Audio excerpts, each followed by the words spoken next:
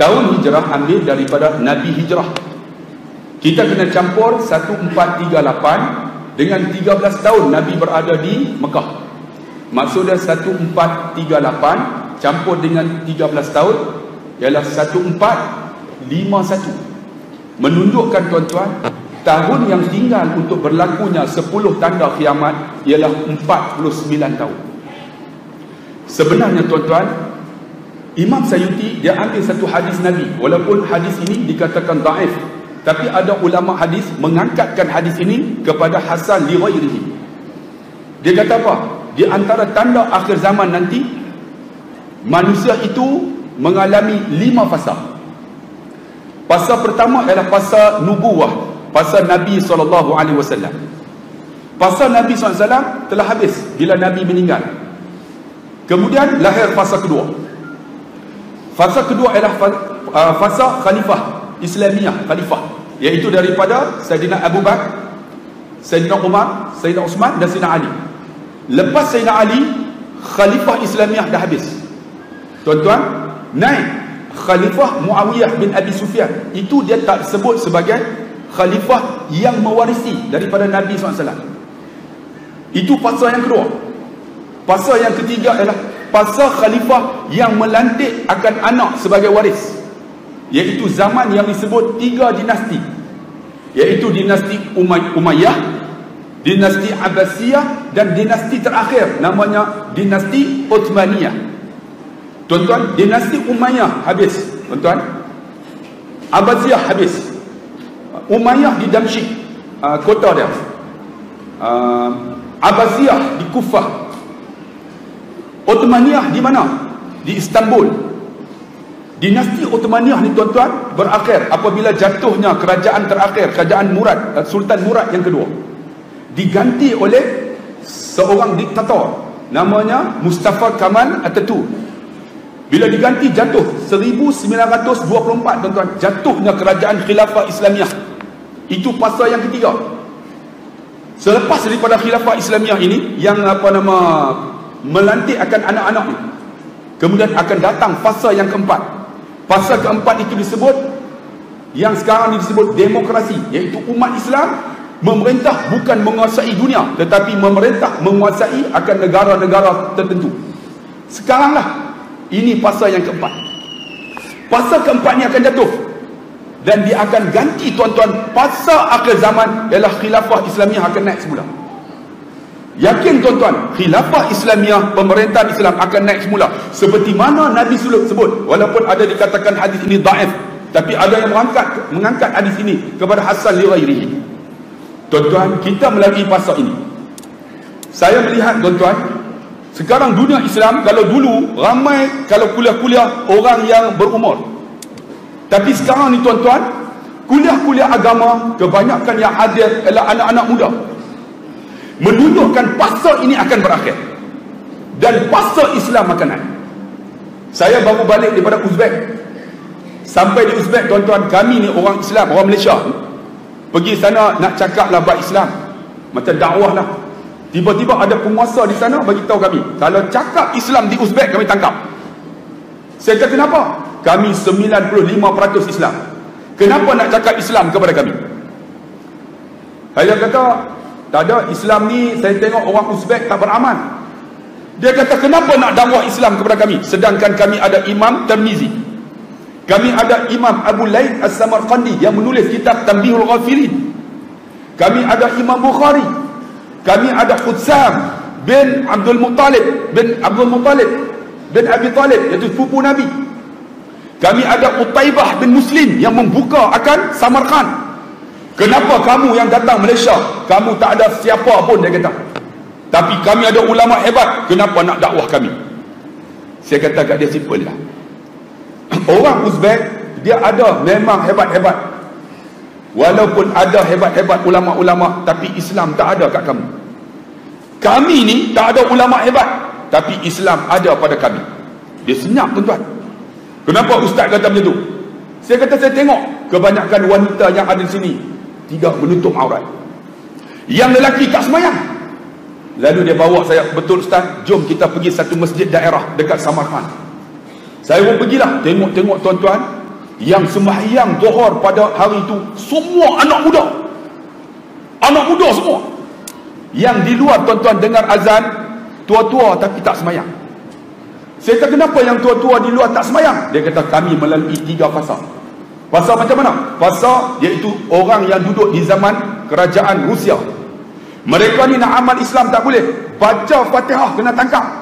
Sembahyang sembunyi-sembunyi. Quran ni baca ikut suka boleh baca ya.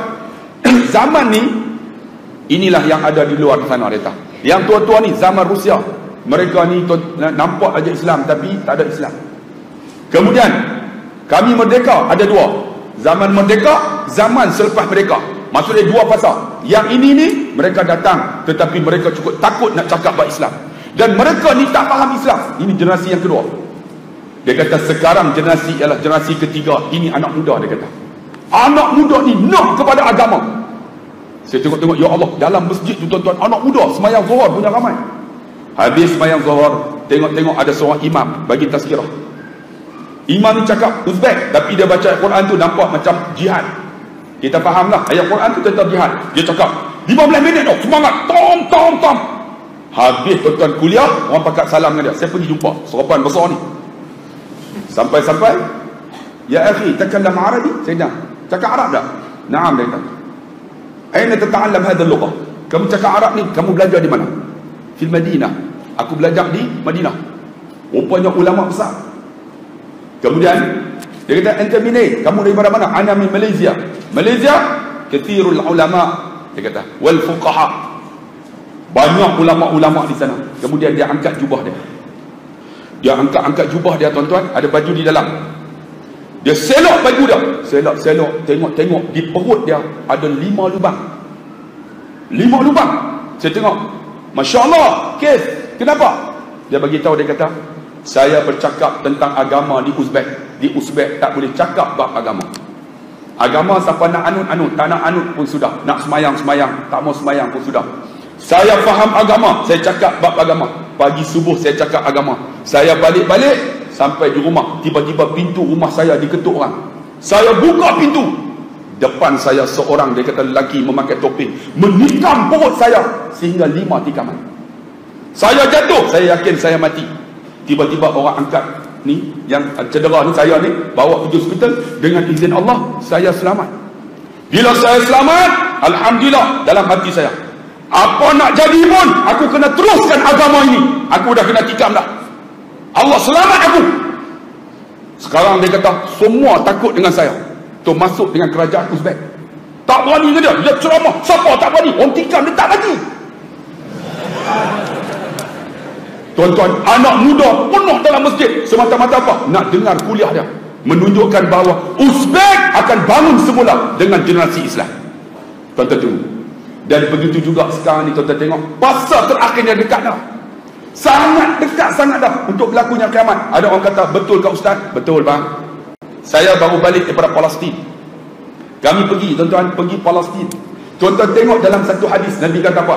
La taqumus sa'ah, tak berlakunya kiamat. Hatta tuqatilul muslimun al-yahud, sehinggalah orang Islam ni akan lawan orang Yahudi.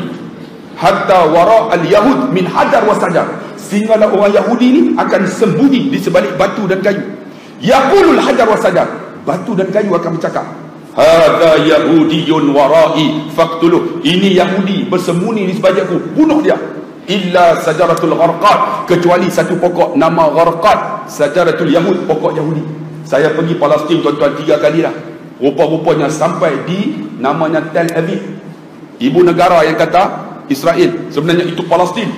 Tel Aviv ni kata ibu negara dia tuan-tuan. Rupanya di Tel Aviv tuan-tuan, mereka tanam pokok ni punya banyak.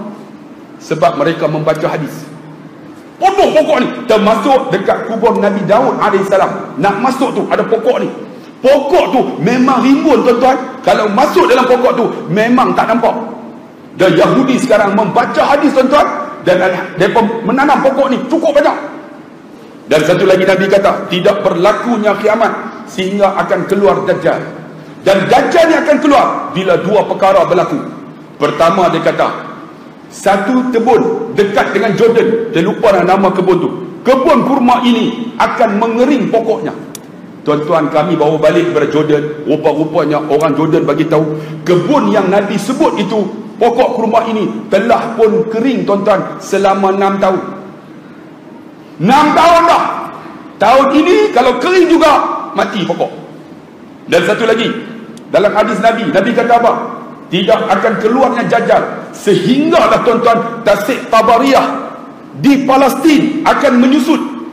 Saya naik tuan-tuan bukit tu, rupanya Tasik Tabariyah di Palestin ini sekarang ini telah pun kurang hampir 17 meter. Yahudi baca hadis, mereka buat macam mana? Mereka pam air daripada Laut Merah masuk ke dalam. Sebab mereka takut tuan-tuan kiamat ni nak berlaku. Mereka pam masuk. Sebenarnya tuan-tuan, peristiwa dua ni dah berlaku dah. Kita menanti akan 10 perkara. Ada orang kata, Ustaz, dalam masa 49 tahun boleh berlaku kah? Bang, dalam hadis yang diriwayatkan oleh Imam Ahmad, dia kata apa? 10 tanda itu, dia kata apa?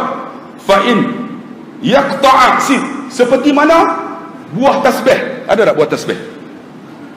Buah tasbih ada? Abang ya. Seperti mana marjan. Marjan ni maksud dia macam ni lah, buah tasbih. Kan? Buah tasbih ni macam ni, ada diikat. Sif maksud dia dawai. Bila diikat dawai, yang kata nak berlaku kiamat 10 tu macam mana? Yatba'u ba'duha ba'da. Bila yaqta'a, dipotong al-katsir, yakni dawai tu, apa yang berlaku? Yatba'u, dia akan ikut sebahagian. Tuan-tuan, Imam Sayyuti kata 10 tanda yang akan berlaku itu akan ambil masa hanyalah 9 tahun. 9 tahun bang. Menunjukkan bila keluar Dajjal, automatik Nabi Isa akan turun. Sebelum Dajjal keluar, akan lahirlah akan Imam Mahdi. Maksud dia akan takut, dia akan berterus. 9 tahun aja.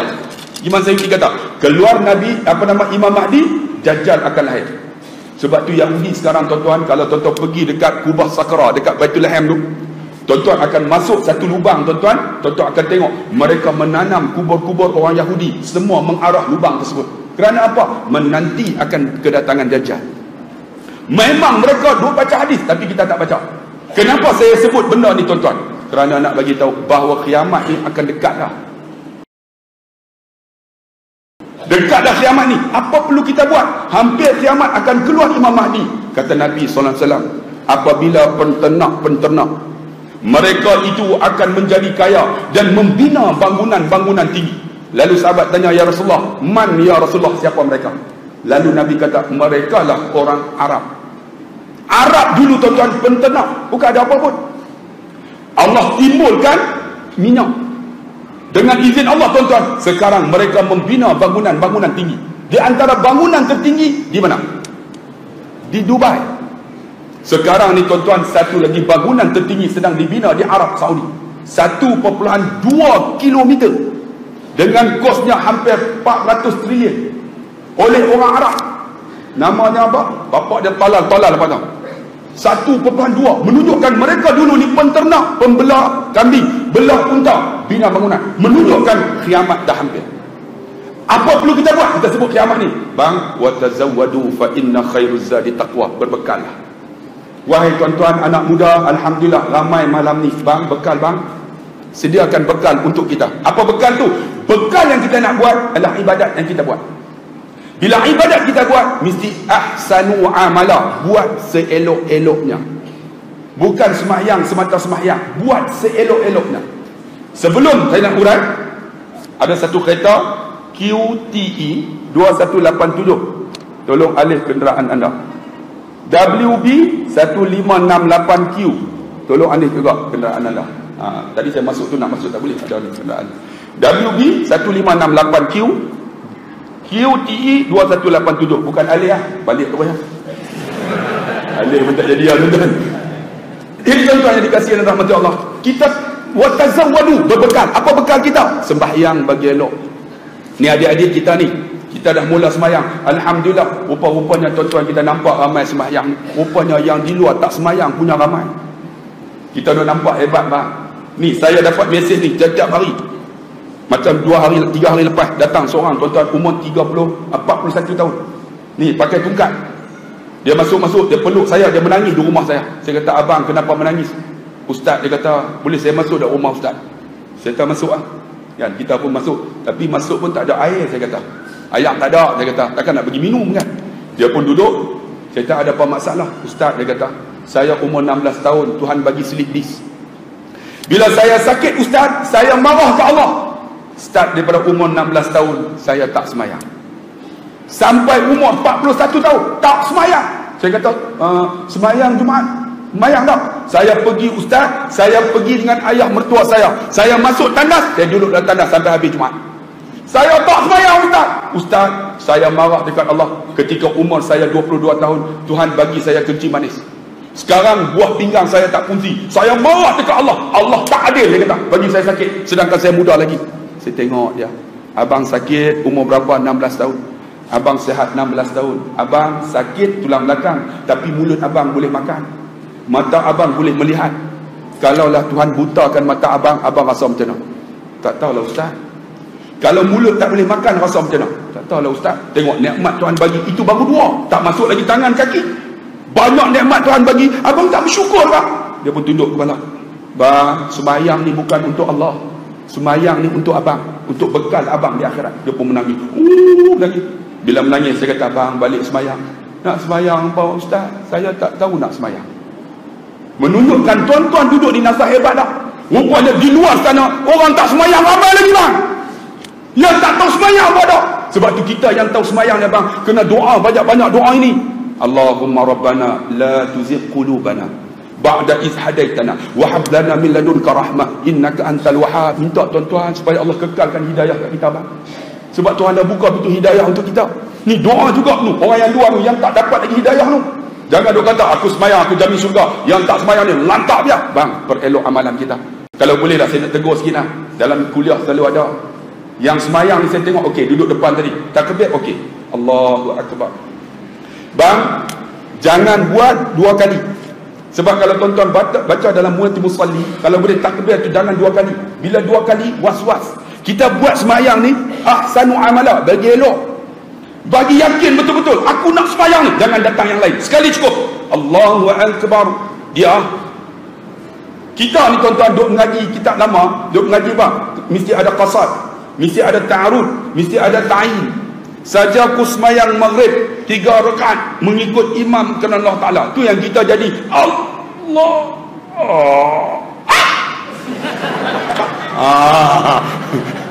gelak apa tadi saya tengok di belakang macam-macam ada yang Allah, ada yang tu tak bagi masuk tu. Saja aku semayang sunat bang, tak payah perelok amalan sekali sudah. Arab sekali aja. Tuan-tuan tengok pergi Arab. Allahu akbar. Tak pernah dia buat Ultraman. Tak ada. Sekali dia Arab. Tak pernah tengok orang Melayu kita. Bang, bukan itu yang elok. Elok sekali dah. Allahu akbar. Dia jangan duk sahaja aku semayang. Itu bukan niat, itu ingat.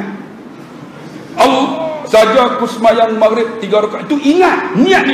Dia tu. Jangan tuan-tuan bagi isu datang Allah, dia batal.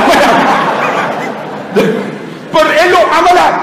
Sebab banyak di kalangan kita ni, orang muda-muda tak apa, orang tua-tua, saya nak tegur sikit lah. Kadang-kadang dia terbawa daripada muda sampai ke tua. Dia nak masuk tu Allah saja aku semayang Astaghfirullahaladzim. Tak masuk lagi, tak masuk.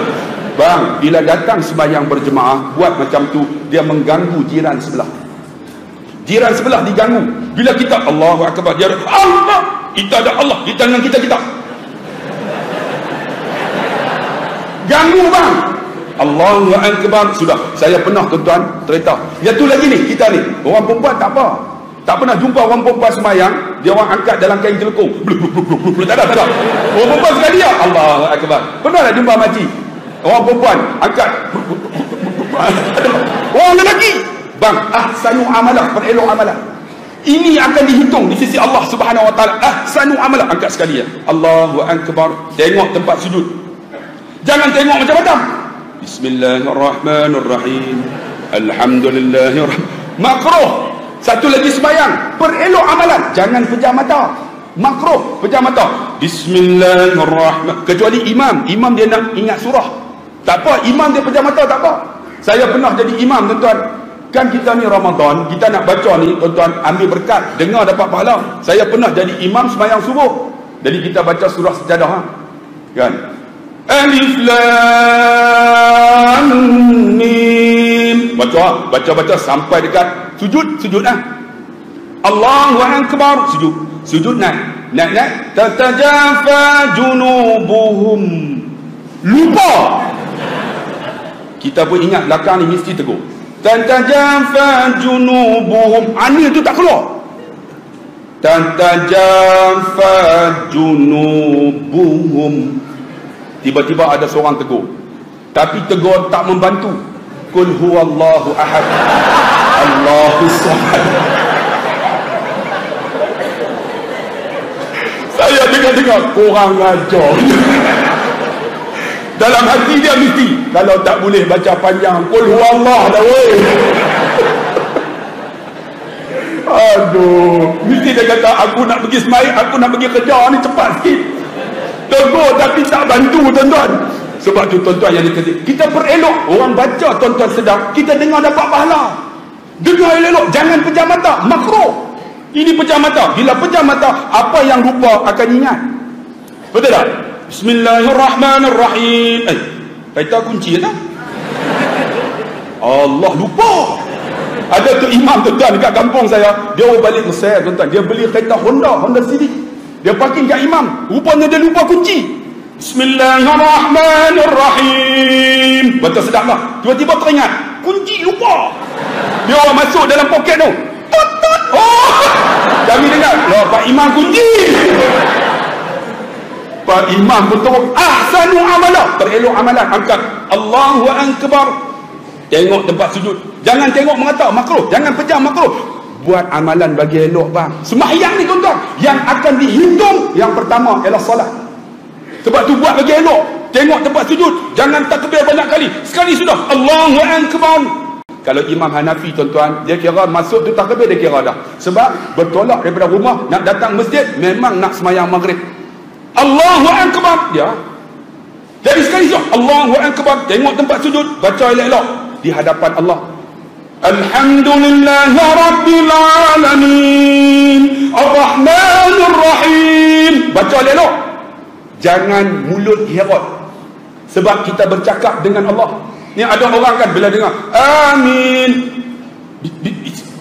bismillahirrahmanirrahim, bang, ganggu orang bang. Saya pernah pergi Pendang, tuan-tuan. Pakcik tu jumpa saya pakai sorban. Ustaz, lama tak jumpa. Cakap dengan elok, dengan saya elok. Saya kata memang tak jumpa, dia tak panggil. Panggil saya datang lah. Oh Ustaz, imam dah. Jom. Dia pakai sorban dengan Rida ni. Duduk sebelah saya. Bila dah imam amin, dia pun, kami masbuk. Dia pun saya sebelah. Kacau ni. Ni ganggu ni. Kita buat Allahu Akbar. Buat tak layan. Tiba-tiba imam amin. Kan, dia pun baca. Bismillah. Saya ada bismillah dah dengan aku. Ganggu. Sembahyang berjamaah, jangan ganggu orang. Paling teruk alham. Kita ada alham dah dengan aku. Aku pagi tu. Paling teruk wala dhalim, wala totok. Saya dah wala dhalim lah dengan saya. Wala totok. Mengganggu bah. Sebab tu kita ahsanu amala. Perelok amalan. Tak payah ikut dia. Paling teruk saya cerita tuan-tuan, dia tahiyat. Asyhadu an la ilaha illallah. Kita dah terkejut tuan. Lepas tu dia mungkin keluar tabligh kot. Dia buat Imam Hanafi tulis. Dia duduk. Kita duduk tengok. Dah nak habis. Ganggu. Tiba-tiba nyamuk gigit. Belah ni cover sini. Nampak dia nak apa sikit. Sebab tu perelok amalan. Kena datang masjid berguru. Tengok macam mana kama raaitumuni usalli, macam mana Nabi sembahyang. Maka diajar oleh ulama sembahyang macam mana. Sebab tu kena bila sembahyang elok, inilah amalan pertama yang akan diterima oleh Allah. Sebab as-salatu imaduddin, man aqamaha aqamaddin wa man tarakaha hadzamaddin. Sembahyang tu tiang agama. Siapa mendirikan solat, mendirikan agama. Siapa tak diri semayang, meruntuhkan agama. Sebab tu semayang jaga elok bang. Siapa pakcik-pakcik duk buat macam tu, sudah. Perelok amalan. Lagi apa? Ni, dalam Ramadan, perelok amalan kita. Sebelum tu saya nak lancar tuan-tuan kutipan derma untuk kita besarkan masjid ni. Alhamdulillah saya datang tuan-tuan, PA ni baru tukar tuan-tuan, punya panjang tu. Saya kata ni PA ke apa tu, PA baru tuan-tuan. Ni nak besar lagi tuan-tuan, tak muat ni, nak bagi luas lagi. Jadi kita lancarkan kutipan dana untuk pembangunan masjid ini tuan-tuan. Jadi saya persilakan pada Tafiz untuk kutip tuan-tuan. Kita bagi ada boleh tuan-tuan. Nak besarkan tuan-tuan, tak muat dah tuan-tuan. Masya Allah, lu parking sampai sana penuh tepi. Masya Allah, baguslah tuan-tuan. Orang Hulu Kelang ni bagus. Adik bagi adik seorang-seorang. Yang mana tak bagi tu tunggu lama sikit. Jalan sampai ujung. Makcik tak ada orang kutip, ada pergi jalan pelan-pelan sikit, seorang-seorang pergi. InsyaAllah boleh dapat dalam hari itu. Masa kita Samsul debat tuan-tuan, Alhamdulillah dapat hampir 36,000. Tu pun ada orang yang tak sempat nak bagi. Di luar tu jam tuan-tuan, dekat-dekat berapa kilometer tuan-tuan. 2 kilometer lebih jam masa Samsul debat tu. Bila nak buat pula? Nak tak? Macam tak mau pun. Dengar yang perempuan dia nak. Jalan. Sebab tu kita perlu amalan. Di antara apa? Quran masa mana nak elok? Masa Ramadan lah. Sebab ada tadarus. Kalaulah tak ada Ramadan, tak ada harapan tuan-tuan. Ada di kalangan kita tak boleh baca Quran lagi. Ramadan ni kena datang tadarus. Jangan malu. Duduk 5 orang, ada khalifah. Macam ustaz tadi, dia jadi khalifah. Kita kebanyakan tadarus semua yang tua-tua. Yang muda-muda tak nak. Ni adik-adik yang pandai hafal Quran ni, adik jadi khalifah adik. Tapi yang tua-tua jangan malu. Tak apalah, masuk yang set yang tua-tua punya. Jadi khalifah.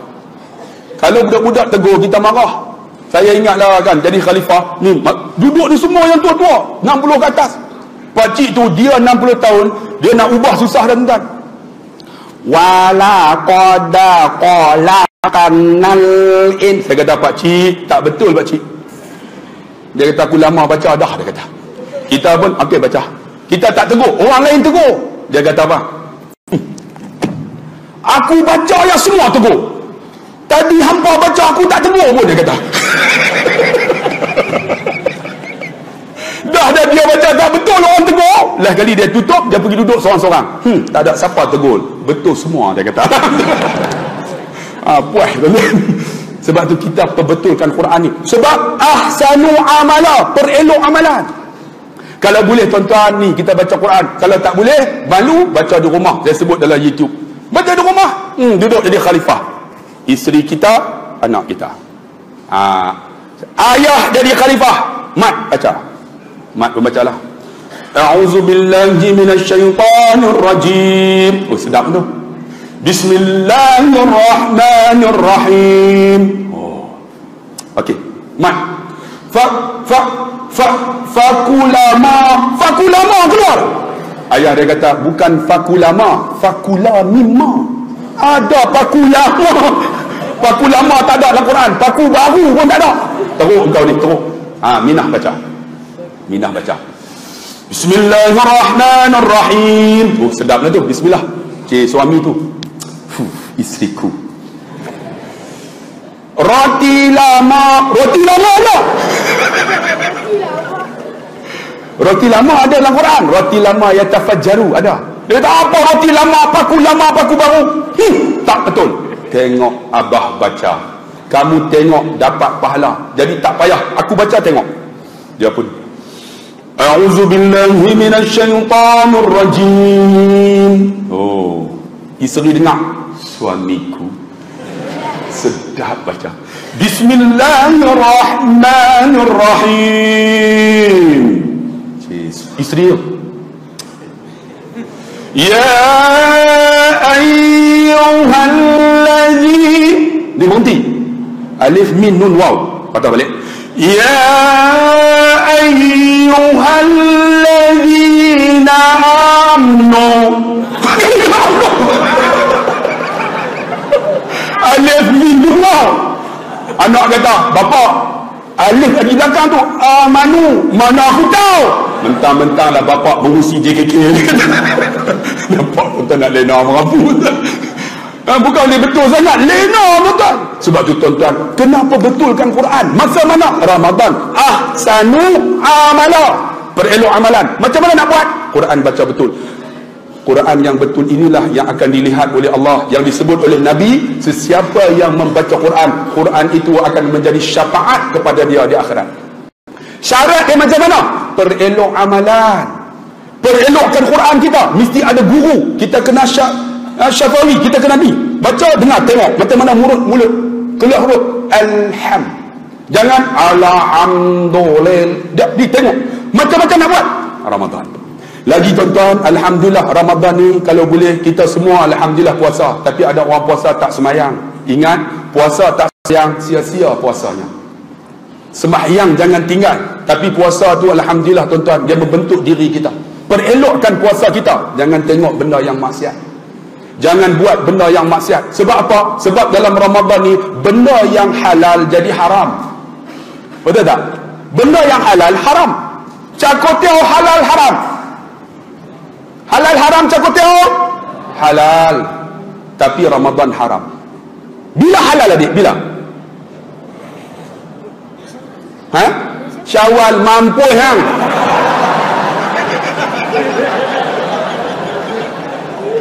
Puasa sampai Syawal tu. Lepas maghrib. Lepas maghrib lah halal lah. Teruk betul lah. Pi goreng halal haram.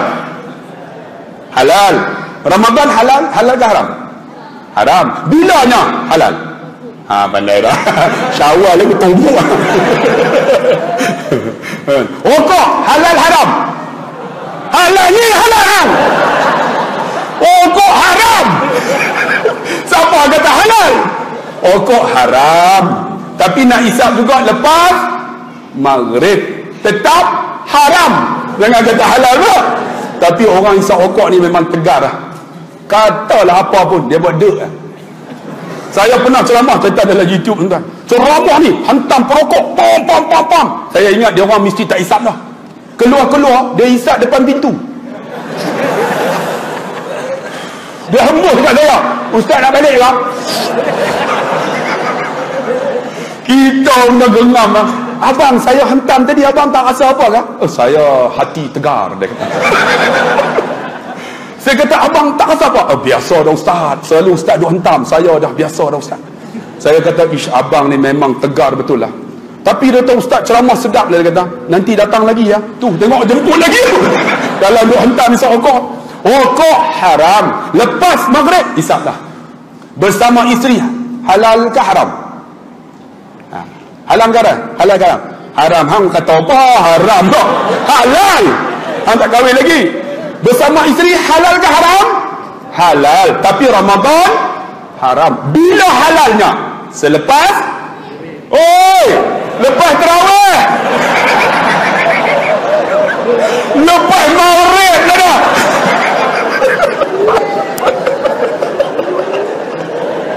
Abang jangan buat malu. Lepas maghrib pula nak. Lepas tarawih.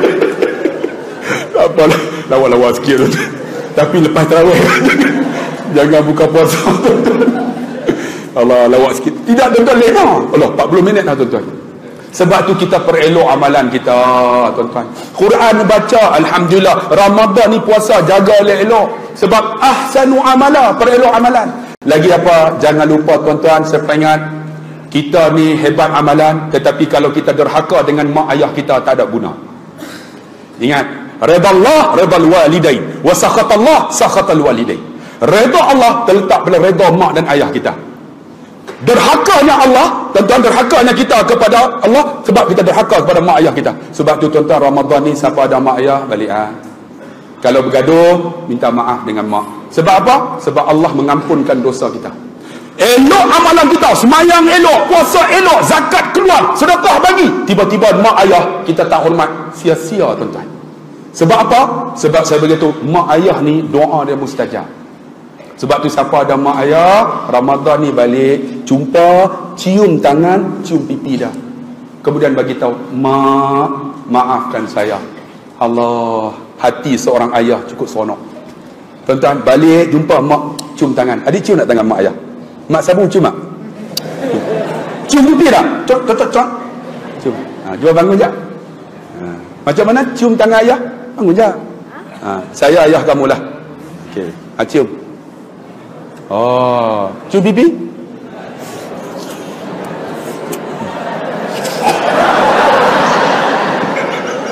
Pak lawak betul.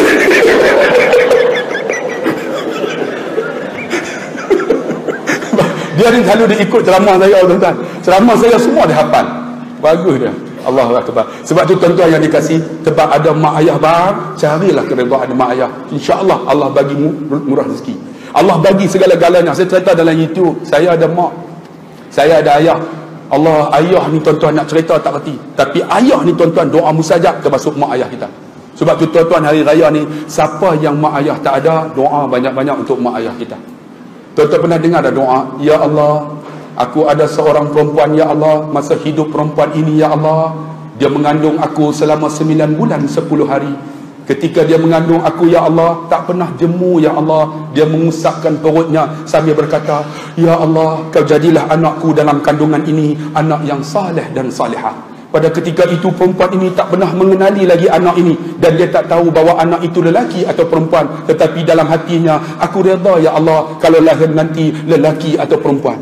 Ketika mana lahir akan anak ini, terkoyak akan isi perempuan ini. Sakit jangan ditanya, tetapi menahan sakit kerana lahirnya seorang lelaki. Lelaki itu siapa? Kita. Tetapi kita tak pernah berdoa untuk mak dan ayah kita. Sebab tu bang, ni raya nak sampai dah. Siapa ada mak ayah balik, jumpa dia, cium tangan. Bila cium tangan, hulurkan sama. Saya bagi tahu, bagi sikit tanda ingat, bagi banyak tanda ada. Bagi 100 tanda ingat kepada mak, bagi 1000 tanda ada duit. Bila bagi tu, mak, maafkan saya, mak doa saya ya.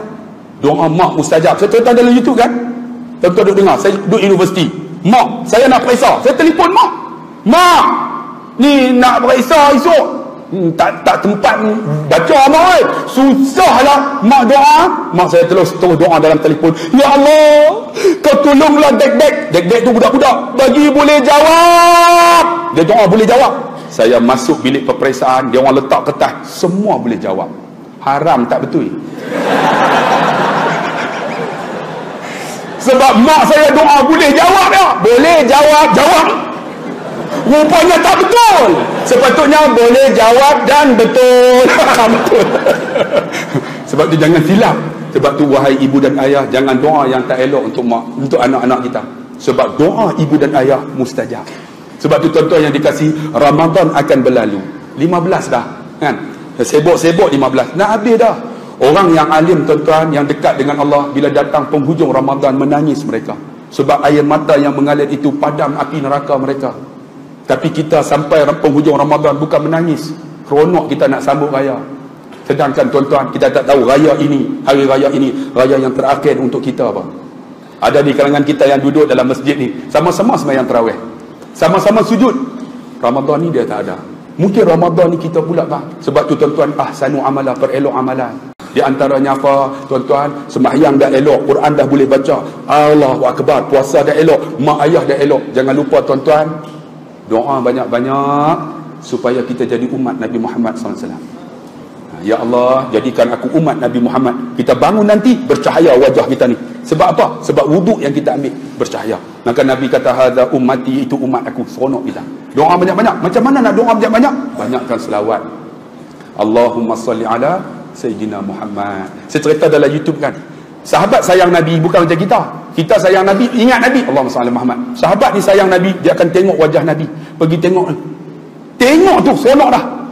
Kadang-kadang Nabi ni buat apa, semua ikut. Nabi pernah jalan satu pokok, Nabi buat macam ni. Sahabat tengok, semua pekat lalu. Nabi tanya, kenapa kamu buat macam tu? Engkau buat ya Rasulullah, sebenarnya aku pergi dekat pokok tu, ada binatang nak gigit, aku elak, kamu pun ikut. Ya Rasulullah, engkau buat ya Rasulullah, itu berkat. Kita nak cari Nabi tak ada. Kita nak cari muka Nabi tak ada. Macam mana nak buat? Banyak selawat.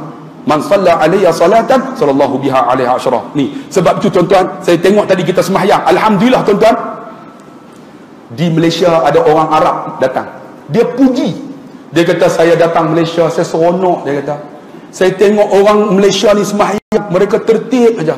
Lepas sembahyang 2 rakaat, mereka akan sama-sama Allahumma salli ala sayyidina Muhammad. Kita semua sama. Dia kata di Arab tak boleh buat. Dia kata orang Malaysia selawat. Saya kata, tidakkah ini bid'ah? Dia sebut ayat Quran, wallahu yuhibbul muhsinin. Tidakkah Allah suka benda yang baik? Kamu buat benda baik, dia kata Allah suka, buatlah, dia kata. Tengok, ada orang hantam bid'ah. Kita selawat ramai-ramai. Kalau tak selawat, pakai tak selawat. Nak tunjuk sayang Nabi masa mana? Ramadan lah, duduk sama-sama. Sallu alaihi. Sonok tak? Allah, sonok rasa, ya Allah, kalau boleh esok jumpa Nabi semua kita sallallahu alaihi wasallam. Sonok tak? Nabi pun menangis, hadza ummati, tu umat aku. Sahabat sayang bukan macam kita. Nabi bangun, tuan-tuan cerita dalam satu sirah, Nabi bangun, Nabi kencing dalam satu bekas. Kencing-kencing tuan-tuan, Nabi letak tepi. Bangun Ummu Aiman tuan-tuan, dahaga, cari-cari air tak ada. Tengok-tengok air ni ada. Rupanya air tu air kencing Nabi. Air kencing Nabi lebih harum daripada kasturi. Air kencing orang Ulu Kelang, jangan tanya. Jadi bila dia pegang-pegang, wangi tuan-tuan, dia buat macam mana? Dia minum dulu. Bismillah. Macam air kencing ni. Dia minum, dia letak, habis tuan-tuan. Nabi bangun-bangun lepas subuh, dia carilah, bekas ada, air tak ada. Siapa buang air ni? Ummu Aiman, ta'ali hena. Tengok, kalimah Arab ni cakap dengan orang perempuan, dia tak boleh sampai panggil. Kalau lelaki, ta'al, kasar. Kalau perempuan, ta'ali. Tengok hormat orang perempuan. Ta'ali hena. Jadi Ummu Aiman datang. Kenapa ya Rasulullah? Mana air dalam bekas ini? Kenapa ya Rasulullah? Airnya mana? Kenapa ya Rasulullah? Airnya mana? Aku minum ya Rasulullah. Masya Allah, sebenarnya air itu ialah air kencing aku. Oleh kerana engkau telah meminum air kencing aku, engkau akan duduk bersamaku di syurga. Itu namanya berkat. Ni saya datang ni, tak kencing lagi ni.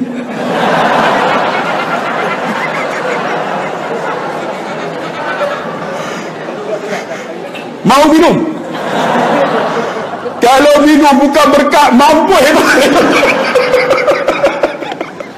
Sebab tu nak cari ayat kencing Nabi tak ada. Cari keberkatan Nabi macam mana? Innallaha wa malaikatahu yusalluna 'alan nabi ya ayyuhalladzina amanu sallu 'alaihi wa sallimu taslima. Kita selawat banyak-banyak. Terima kasih tuan-tuan duduk dalam ceramah ini, tuan-tuan duduk dalam tarawih kita selawat. Inilah keberkatan yang pada diri kita. Buatlah amalan elok-elok, insya-Allah kita harap kita akan bertemu di hadapan Allah, semua dalam syurga Allah Subhanahu wa taala. Terima kasih banyak-banyak. Panjang dah tuan-tuan. Dan saya akan datang semula ke Masjid Ulu Kelang ini kerana ramai, tetapi saya akan datang pada hari Sabtu depan 17 hari bulan. Saya akan datang pada Qiyamul Lail dan kuliah subuh. Jadi tuan-tuan datanglah beramai-ramai berqiyamul lail dengan saya. InsyaAllah tuan-tuan pasti akan menangis pada pagi tu. Pukul 4 pagi kita ambil sejam kan, 3:30 start. Lepas tu ada sahur sekali insyaAllah. Kemudian ada kuliah subuh. Kemudian barulah kita beredah. Minggu depan saya akan datang bersama tuan-tuan. Jadi insyaAllah pada pukul 3:30 kita akan berkhemulai dengan saya. Kita buat simple aja. Pertama kita akan buat tahajud 8 rakaat. Kemudian kita buat sunat taubat. Kemudian kita akan buat sunat hajat. Lepas tu kita witir. Kemudian ada sahur. InsyaAllah tuan-tuan datang, tuan-tuan pasti akan menangis. Jangan lupa bawa tisu. Jadi setakat itulah saja. Mohon maaf jika ada silap dan salah. InsyaAllah siapa yang nak bantu saya, dulu saya datang ke masjid ini tuan-tuan ketika Ramadan. Balik saya duduk sebulan tuan-tuan, tahun lepas dapat 500,000 orang Selangor banyak bantu. Kalau sini saya nak tanya, siapa sini orang bukan Selangor? Cuba angkat tangan tengok. Kedekut. Orang Selangor pemurah sungguh tuan-tuan. Jadi kalau, tapi tahun ni nak dapat 100,000 pun susah tuan-tuan sebab ekonomi. Jadi siapa yang nak bantu saya nak buat surau tuan-tuan. Ada pamphlet tu, koyak satu lot tu RM50. Boleh dapatlah di luar sana dan perempuan di sana. Dan siapa yang nak beli gel saya yang sakit lutut kan, makcik beli cik. Tapi yang ni dia upgrade lagi bagus. Tapi harga dia RM80. Sangat sesuai untuk tuan-tuan. Dapatlah di luar sana. Sana perempuan dah, lelaki dah. Terima kasih banyak-banyak. Kita jumpa lagi. Al-haqqu min rabbi wa dha'if li nafsi. Yang benar dari Allah, yang lemah kelemahan saya. Satu rakaat pantun, pergi membeli, lupa dah. Ubi keledek, ubi kayu. Tuan-tuan semua, I love you. Sekian. Wassalamualaikum warahmatullahi wabarakatuh. Allahu akbar. Sekali lagi cium. Busuan.